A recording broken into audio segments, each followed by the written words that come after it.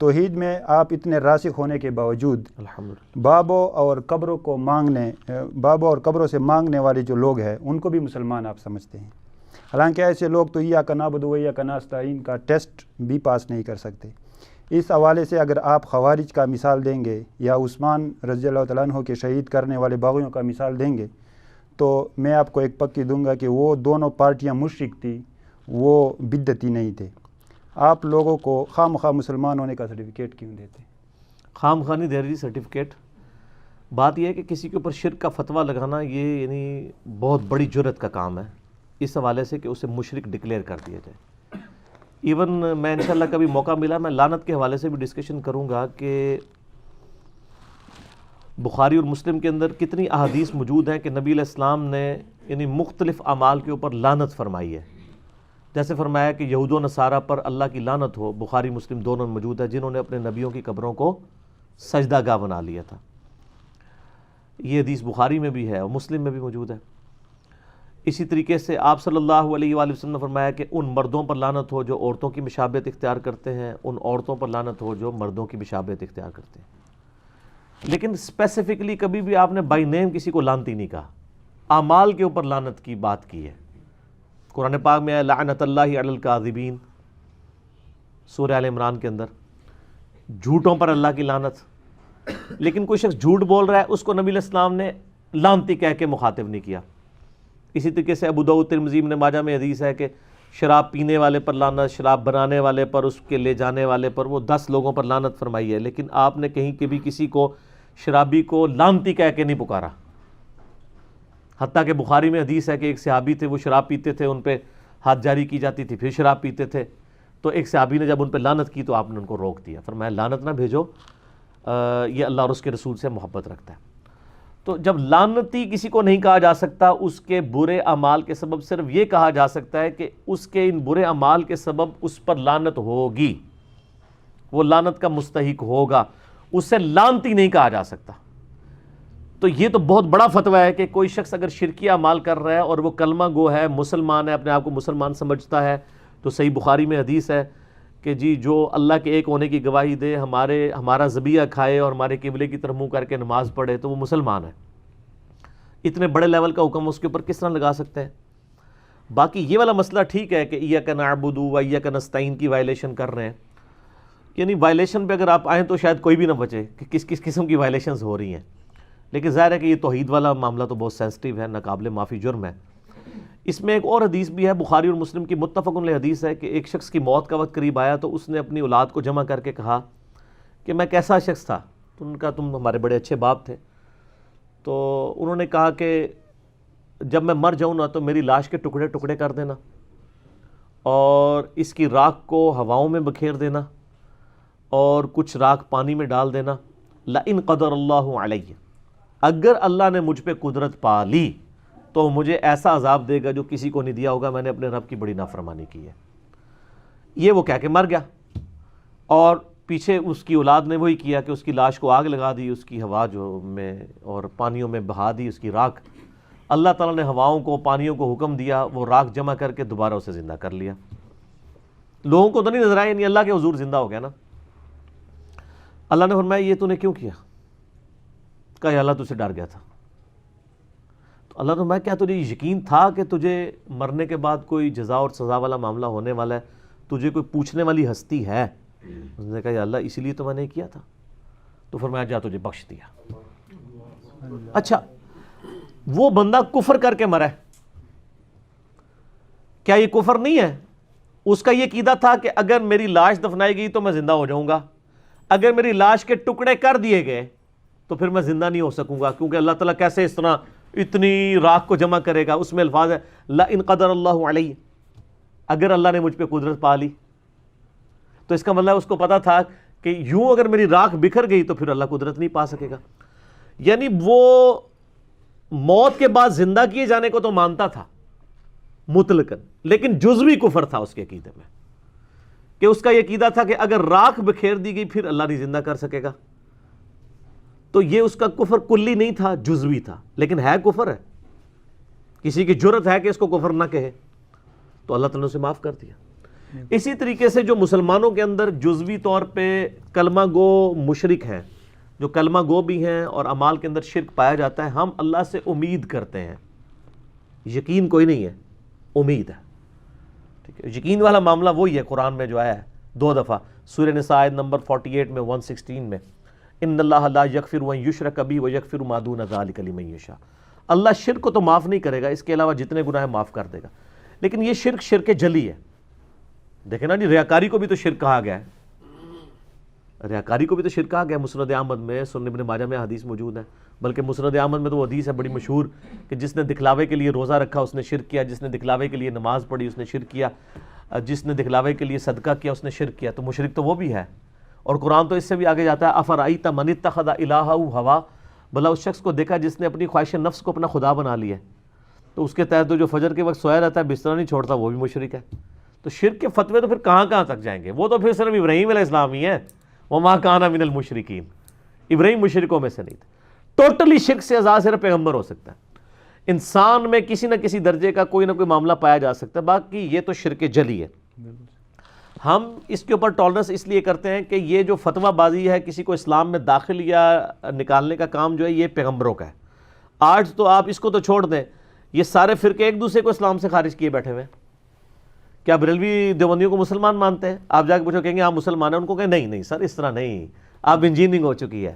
آپ اپنے پیڈ کے اوپر لکھ کے دے کوئی دیوبندی مفتی یا کوئی بریلوی مفتی، بریلوی سے شروع کرتے ہیں وہ زیادہ ہے، کہ ایک بریلوی مفتی لکھ دے کہ ہم اپنے علاوہ سارے فرقوں کو دوزخی اور گمراہ سمجھتے ہیں، لیکن ہمارا عقیدہ ہے کہ چونکہ ہے تو کلمہ گو مسلمان ہے، ایک نہ ایک دن جنت میں چلے ہی جائیں گے، یہ لکھ کے دیں گے تو کیا مطلب ہے؟ وہ کافر مان رہے ہیں، لیکن پبلک پریشر کی وجہ سے کہہ نہیں رہے۔ اسی طرح دیوبندی بھی لکھ کے دے دیں کہ ہم بریلوی کو، اہل حدیث کو، شیعہ کو اگرچہ گمراہ اور بدعتی مانتے ہیں لیکن ہے تو مسلمان ہے، ایک نہ ایک دن دوزخ سے عذاب بھگت کے جنت میں چلے ہی جائیں گے۔ تو سر اگر یہ نہیں لکھ کے دے رہے تو کیا مطلب ہے؟ یہ کافر سمجھ رہے ہیں، بالکل ٹھیک ہو گیا۔ تو یہ چونکہ یہ کافر کہہ رہے نہیں رہے لیکن مان رہے ہیں اندر سے، اور یہ آپ کو لکھ کے دینے کے لیے تیار نہیں ہوں گے یہ بات کہ جی ہم جنت کی بشارت دیتے ہیں کہ ایک نہ ایک دن تو، ویسے مسلمان کا تو یہ بخاری مسلم میں حدیث ہے نا کہ جس نے ایک دفعہ بھی صدقے دل سے لا الہ الا اللہ پڑھا ہے، ایک نہ ایک دن تو وہ دوزخ سے نکال کے جنت میں پہنچ جائے گا۔ یہ آپ کے کلموں کو ماننے کے لیے تیار نہیں ہے عوام الناس کے اندر جو انہوں نے عقیدہ پروپیگیٹ کر دیا علماء کا۔ تو ہم تو ان کے اس پیٹرن کے اوپر نہیں چل سکتے، ہم صرف غلطی ہائی لائٹ کرتے ہیں۔ باقی جو آپ نے مثال دی وہ کہ سیدنا عثمان غنی رضی اللہ تعالیٰ عنہ کے جو مخالفین تھے وہ مشرک نہیں تھے، وہ صرف باغی تھے، یا سیدنا علی کے خلاف جن خوارج نے خروج کیا وہ مشرک نہیں تھے، صرف باغی تھے، تو سر شرک میں تو تھے، اس لیے کہ وہ شرک ان کی طرف لوٹا تھا، وہ حضرت علی کو مشرک اور کافر سمجھتے تھے تحکیم کے مسئلے کی وجہ سے، تو حضرت علی پہ تو کفر کا فتویٰ لگاتے تھے وہ۔ اور بخاری مسلم میں حدیث ہے جس نے کسی کو کہا اے کافر اور وہ لگانے والا جس پہ لگایا جا رہا ہے وہ کافر نہیں تھا تو وہ کفر اس کی طرف لوٹ آئے گا، تو خوارج پہ انڈائریکٹلی تو کفر لوٹ گیا تھا، لیکن حضرت علی نے ان کی تکفیر نہیں کی ہے۔ اس کے بعد بھی عبداللہ بن عمر کے بارے میں سنن الکبریٰ البیہقی کے اندر آتا ہے کہ وہ خوارج کے پیچھے نماز بھی پڑھ لیتے تھے، ایون مختار سقفی کے جو لوگ تھے ان کے پیچھے بھی نمازیں پڑھ لیتے تھے، حالانکہ وہ ان کے عقیدوں کے ساتھ ایگری نہیں کرتے تھے لیکن ان کو مسلمان سمجھتے تھے۔ تو اسی طریقے سے سیدنا علی رضی اللہ تعالیٰ سے جب خود پوچھا گیا، مصنف ابن ابی شیبہ میں موجود ہے کہ بتائیں یہ خوارج کافر ہیں، تو فرمایا نہیں کافر تو نہیں ہے، کہا گیا یہ منافق ہے، ان کا منافق بھی نہیں ہے، منافق تو اللہ کا بڑا تھوڑا ذکر کرتے ہیں تو بڑی بڑی لمبی نمازیں پڑھتے ہیں، تو کافر کیا ہے؟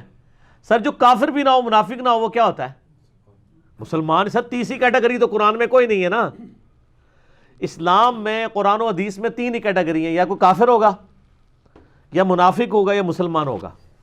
تو حضرت علی کہہ رہے ہیں نہ وہ کافر ہے نہ وہ منافق ہے، کہا یہ ایک ایسی قوم ہے جس نے ہمارے خلاف بغاوت کی، یعنی ہماری قوم کا حصہ ہی ہے لیکن ہمارے خلاف بغاوت پہ اتر آئے ہیں، یعنی ان کی بغاوت، اگرچہ وہ حضرت علی کو کافر کہہ رہے تھے لیکن حضرت علی نے ان کا اس حوالے سے ان کو بینیفٹ آف ڈاؤٹ دیا کہ انہوں نے ان کو تعویل کی غلطی لگی ہے، اور سر تعویل کی غلطی اگر کسی کو لگ جائے نا اس پہ پھر کفر کا فتویٰ ہم نہیں لگا سکتے۔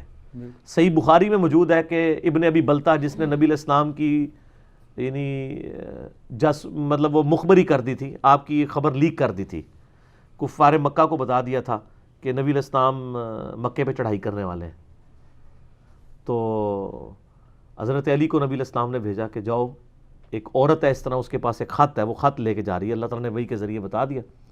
حضرت علی علیہ السلام نے اس کو جا کے دبوچ لیا اور کہا کہ وہ خط حوالے کر جو تو ادھر سے لے کے جا رہی ہے، کافروں کو پہلے ہی بتا رہی ہے کہ وہ جنگ کی تیاری کر لیں۔ اس نے کہا میرے پاس نہیں ہے۔ تو سیدنا علی نے کہا کہ جس نے مجھے بھیجا ہے نہ وہ جھوٹا ہے، اور جس نے اس کو بتایا نہ وہ جھوٹا ہے، تیرے کپڑے بھی اتارنے پڑے نہ تو میں وہ خط اس سے لوں گا۔ پھر اس نے جب دیکھا کہ اب تو میری کوئی بچت نہیں ہے، تو اس نے اپنے جوڑے میں سے وہ خط نکال کے حضرت علی کے حوالے کیا۔ اب وہ خط جیسے ہی نبی علیہ السلام کی مجلس میں آیا ہے تو سر وہاں پھر ریاکشن تو ہونا تھا نا۔ حضرت عمر نے کہا یا رسول اللہ اجازت دیں اس منافق کی گردن کاٹ دو۔ آپ نے فرمایا عمر چھوڑ دو، یہ بدری سے آپ ہی ہے، اور اہل بدر کی اللہ تعالیٰ نے اگلی پچھلی غلطیاں معاف کر دی ہوئی ہیں۔ اچھا ان کی تو معاف کی ہوئی ہیں، تو جو اس نے فتویٰ لگایا ہے کفر اور منافقت کا، ان کو بھی کہنا چاہیے تھا نا بھی چونکہ معاف ہے تو بھی توبہ کر۔ انہوں نے تعویل کی غلطی کی وجہ سے اس کو اس سمجھا، حالانکہ بالکل صحیح سمجھا، کیونکہ نبی کے ساتھ غداری اگر کفر نہیں تو اور کیا ہے۔ بالکل، لیکن دونوں کو بینیفٹ آف ڈاؤٹ دے دیا گیا کہ اس نے اپنے بھول پن میں کیا اگرچہ غداری کی، اور انہوں نے غداری کے اوپر صحیح فتویٰ لگایا، لیکن ان سے توبہ اس لیے نہیں کروائی گئی کہ فتویٰ یہی لگتا تھا۔ تو یہ سر یہ بڑا کریٹیکل معاملہ ہے، تکفیر کا مسئلہ اتنا آسان نہیں ہے، اور ہر ایک بندے کو کافر مشرک کہنا ہمارے اندر اتنی جرت نہیں ہے۔ اور میں نے وہ پچھلے دنوں میرا کلپ بھی چڑھا ہوا ہے جماعت المسلمین کے حوالے سے، وہ ہر ایک کو مشرک اور کافر کہتے ہیں، تو میں نے اس میں بھی یہ بتایا تھا کہ صحیح ابن حبان کے اندر حدیث موجود ہے، نبی علیہ السلام نے فرمایا کہ مجھے سب سے زیادہ خدشہ، صحیح ابن حبان میں بھی ہے، تفسیر ابن کثیر میں وہ جو آیت ہے نا بلعام بن باورا والی، جو علماء یہود کو اللہ تعالیٰ نے وہ بلعام بن باورا کو کتے کی مثال بیان کیا 175 میں، کہ یہ دنیا کا کتا بن گیا، بہت بڑا عالم دین تھا، پھر بعد میں دنیا کا کتا بن گیا، اب اس کی رالیں ٹپکتی ہیں تو جس طرح کہ کتے کی ٹپکتی ہیں، اس کے کانٹیکس میں ابن کثیر اس حدیث کو لے کے آیا ہے، اور اس کی صحت کو بھی صحیح کہا ہے۔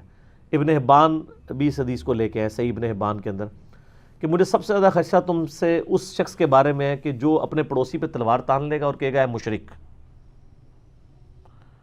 تو صحابہ کرام، اور یہ قرب قیامت میں فرمایا کہ یہ ایسا ہوگا، تو صحابہ کرام نے پوچھا رسول اللہ علیہ وسلم وہ مشرک کون ہوگا، وہ کہنے والا یا جسے کہا جا رہا ہوگا؟ تو آپ نے فرمایا کہ جو کہنے والا ہے نا وہ شرک کے زیادہ قریب ہوگا۔ تو اس طرح آپ صرف اتنا کہیں کہ یہ کام شرکیہ ہے، یہ کام لعنت کا سبب ہے، لعنتی مشرک کہنا یہ ہماری ذمہ داری نہیں ہے، یہ صرف پیغمبر کا کام ہے، چونکہ اب پیغمبر تو دنیا میں موجود نہیں ہے۔ تو اب یہ پیغمبروں والا کام جنہوں نے اپنے ہاتھ میں لیا ہوا ہے، تو آپ دیکھ رہے ہیں پھر وہ کتنے غلط نتیجے اس کے نکل رہے ہیں، کہ ایک فقہ حنفی کے 2 فرقے ہیں انڈیا، پاکستان، بنگلہ دیش اور افغانستان کے اندر، دونوں ایک دوسرے کو مسلمان ماننے کے لیے تیار نہیں ہیں۔ بے شک جھوٹی کہانیاں کرواتے رہے، ان کی جھوٹی کہانیاں اور ان کے چہروں کے اوپر جو میک اپ تھے وہ میں نے اتار دیے ہیں۔ جیسے کسی میک اپ والے شخص کے منہ پہ گرم گرم گیلا تولیہ مارا جائے نا تو اس کی اصلیت باہر آ جاتی ہے نا، تو میں نے تولیے پھیر دیے ان کے اوپر کہ یہ پرانے بزرگ بھی یہی کچھ کر کے گئے۔ حسام الحرمین میں احمد بریلوی صاحب نے لکھا ہے کہ دیوبند کے علماء جو ہیں یہ گستاخ رسول اور واجب القتل ہیں اور مرتد ہے۔ میں نے HD کیمرے میں دکھایا سر، یوٹیوب پہ میرا کلپ دیکھ لیں، بریلوی دیوبندی اہل حدیث جنگ، اس کا نام میں نے جنگ رکھا ہوا ہے، ٹھیک ہے۔ اور ایک کلپ ہے بریلوی بزرگ بامقابلہ دیوبندی بزرگ۔ اچھا یہاں لوگ کہانیاں کرا دیں پرانے بزرگ بڑے اچھے تھے، آپس میں شیر و شکر تھے، نہ سر، پرانے تھے اللہ معافی دے، ایک دوسرے بوتھیاں بھی نہیں سن ویکھتے۔ جب آپ کسی کو مرتد اور واجب القتل کہہ رہے ہیں تو شیر و شکر ہوں گے۔ اس کے جواب میں المحند المفند لکھی علماء دیوبند نے، اور انہوں نے اس نے کتاب کا نام رکھا تھا حسام الحرمین، حرمین کی تلوار۔ ہمیں کہتے ہیں آپ علمی اختلاف کریں، آپ تلوار تو تھلے گل نہیں کرتے۔ اور جواب میں لکھا المحند علی المفند، ہند کی تلوار، المفند ایک سٹھائے ہوئے پاگل بابے کے سر کے اوپر۔ اور پاگل بابا کسے کہا؟ احمد بریلوی صاحب کو۔ اور کس نے کہا ہے؟ شیخ زکریا کاندلوی، جنہوں نے فضائل اعمال لکھی ہے نا، ان کے جو مرشد ہیں خلیل احمد سہارنپوری، اور 35 علماء دیوبند کے سائن ہیں جس میں شریف تھانوی صاحب بھی شامل ہیں، میٹھے میٹھے، یہ سارے میٹھے میٹھے۔ اس میں انہوں نے لکھا ہے کہ احمد بریلوی ان کی جماعت ایک شیطانی لشکر ہے جو ہم پہ حملہ آور ہو گیا۔ اور پھر لکھا انہوں نے کہ یہ تو اللہ کی سنت رہی ہے کہ انبیاء اور اولیاء کے اوپر اللہ تعالیٰ کی طرف سے اس طرح کے شیاطین چھوڑے جاتے ہیں ان کی آزمائش کے لیے۔ تو ہمارے جو علماء دیوبند رضی اللہ عنہم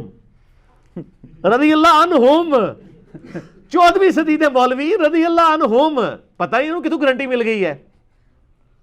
اچھا یہ جب آپ بات کریں گے پھر آپ کو یہ صحیح معنی بتائیں گے جی، رضی اللہ عنہم کا مطلب جو ہے نا اللہ ان سے راضی ہو بھی ہے اور اللہ ان سے راضی ہوا بھی ہے. دعائیہ کلمات بھی ہو سکتے ہیں. جب ہم نے یہ بات کی تھی کہ رضی اللہ عنہ کا مطلب یہ ہے دعائیہ کلمات بھی ہو سکتے ہیں, ڈیفینیٹلی جن سے اللہ راضی ہوا وہ تو صلح حدیبیہ کے بارے میں, ٹھیک ہے, یا ایسے لوگ جنہوں نے احسان کے ساتھ پیروی کی ان کے ساتھ.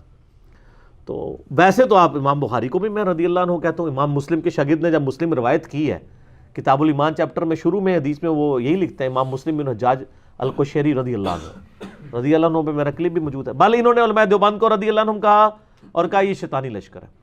تو یہ ایک دوسرے کے اوپر فتوے لگاتے رہے, اور اب تو ماشاءاللہ اس میڈیا کی برکت سے ان کی چیزیں جس طرح کھل کے ہماری عوام الناس کے سامنے آ گئی ہیں وہ تو آپ کے سامنے. تو ہم سے یہ امید نہ رکھیں کہ ہم کلمہ گو مشرک کو یا کلمہ گو شخص کو جو مطلب اس طرح کی برائیوں میں پڑا ہوا ہے اس کو اسلام سے باہر نکالنے کا سرٹیفکیٹ, ہو سکتا ہے نکل بھی گیا ہو, وہ اللہ کا فیصلہ ہے, ہم فیصلہ نہیں کرتے. ہمارے سامنے جو اسلام کا اقرار کرتا ہے, اللہ کو مانتا ہے, اس کے رسول کو مانتا ہے اور ضروریات دین میں سے کسی کا انکار نہیں کرتا, ہم اس کے اوپر کوئی فتویٰ نہیں لگاتے. صرف اس کو بتائیں گے کہ تمہارا عقیدہ گمراہ کون ہے, یہ تمہیں دوزخ میں لے جائے گا. اگر کسی بابے سے, کسی قبر والے سے مانگا, کسی فرشتے سے, کسی پیغمبر سے, کسی بزرگ سے, کسی صحابی سے مانگی مدد, تو ایاک نعبد و ایاک نستعین کی یہ وائلیشن ہو جائے گی. یہ بتائیں گے, باقی اس کی اپنی مرضی ہے. فتویٰ لگا دیں گے تو سر دعوت کا دروازہ ہی بند ہو جائے گا. بالکل. اور ہم یہ لگا بھی دیتے ہیں, سر ہم نے اتنی جرت کی ہے تو یہ چھوٹی سی جرت بھی کر لیتے ہیں, لیکن اس جرت کا اختیار ہمیں کوئی نہیں ہے. اب اختیار نبی الاسلام نے یا اللہ نے دینا ہے, تو وہ تو اب دنیا میں نبی الاسلام تو موجود نہیں ہے, تو چونکہ نبی موجود نہیں ہے اس لیے اختیار ہم اپنے پاس نہیں لے سکتے. ٹھیک ہو گیا. تو یہ فیصلہ یعنی نبی ہی کر سکتا ہے اللہ کی وحی کی تائید کے ساتھ میں. اور آپ دیکھ لیں کہ سب سے زیادہ سٹیک پہ کس شخص کی خلافت لگی ہوئی تھی, حضرت عثمان کی. ان سے جب پوچھا گیا ہے باغیوں کے بارے میں, صحیح بخاری میں 695 نمبر حدیث ہے, 694, کہ ہم ان کے پیچھے نمازیں پڑھ لیں. کہا نماز ہی تو مسلمانوں میں نیکی کا کام ہے, ان کا ساتھ دو اور برائی میں ان سے لگ رہو. اس کے بعد حضرت علی کی خلافت سٹیک پہ خوارج نے لگائی, تو کہا کہ نہ منافق ہے نہ کافر ہے. ان کی ٹریننگ ہوئی ہوئی تھی کہ ہم نے یہ کام نہیں کرنا. ٹھیک ہے. البتہ جو لوگ یعنی حکومت وقت کے خلاف بغاوت کریں گے ان کے خلاف قتال جو ہے نا, جیسے منکرین زکوٰۃ کے خلاف کیا, وہ حکومت کا کام ہے, عوام کا کام نہیں ہے. قتال سے قطع نہیں ہے کہ ان کی تکفیر کی گئی ہے. تکفیر تو ان کی ہوئی ہے جنہوں نے زکوٰۃ کے یعنی اس حوالے سے کہ اس کی فرضیت کا انکار کر دیا. ٹھیک ہے. ادروائز اگر وہ فرضیت کا انکار نہ کرتے تو مسلمان ہی رہتے, تعویل کی غلطی لگ سکتی ہے. تو یہ کام ہمیں جناب معاف رکھیں اس معاملے میں. ٹھیک ہو گیا. ماشاء اللہ سر, جتنا کویشچن کریٹیکل تھا اتنا سیر حاصل تبصرہ اس پہ ہوا.